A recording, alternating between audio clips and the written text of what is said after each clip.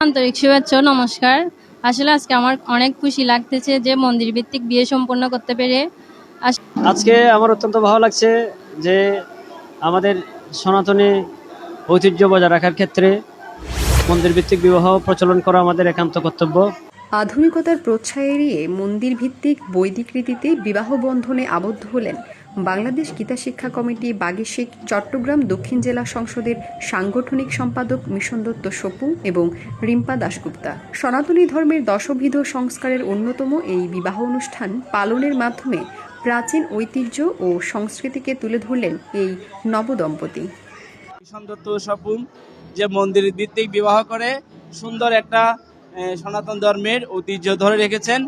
আমিও এখানে মন্দিরের এত বড় আয়োজন করা শুধুমাত্র আমাদের সকল সনাতনী যাতে মন্দির ভিত্তিক বিবাহের মাধ্যমে আগামী সুন্দর পথ চলা সুন্দর ও সার্থক হয়। গত ৩ আগস্ট চট্টগ্রামের পটি উপজেলার চক্রশলা শ্রী শ্রী বাবা লোকনাথ ব্রহ্মচারী সেবাশ্রমে মাঙ্গলিক ও ধর্মীয় ভাব গাম্ভীর্যের মধ্য দিয়ে তাদের এই শুভ বিবাহ সম্পন্ন হয়। বৈদিক মন্ত্রোচ্চারণ, অগ্নিকে সাক্ষী রেখে ধর্মীয় রীতিনীতি পালন এবং গীতাপাঠ ও ধর্মীয় সঙ্গীত পরিবেশনের মাধ্যমে পুরো আয়োজন ভক্তিময় পরিবেশ সৃষ্টি করে।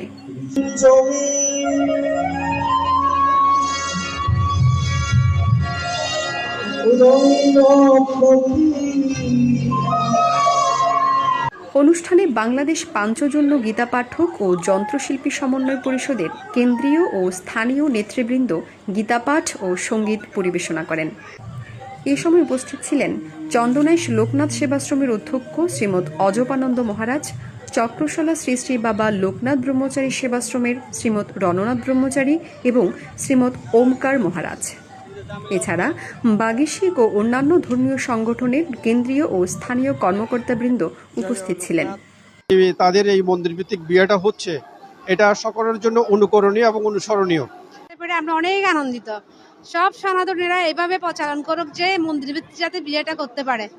সবাইকে নমস্কার। আমার ননদকে মন্দির ভিত্তিক বিয়ে দিতে পারে, আমিও খুবই আনন্দিত। আমরা সনাতন ধর্মের লোকেরা বুঝি না জিনিসটা, যে মন্দির ভিত্তিক বিয়েটা, এই মন্দির ভিত্তিক বিয়েটা আসলে প্রতিটা সনাতন পরিবারের প্রচলন হওয়া উচিত।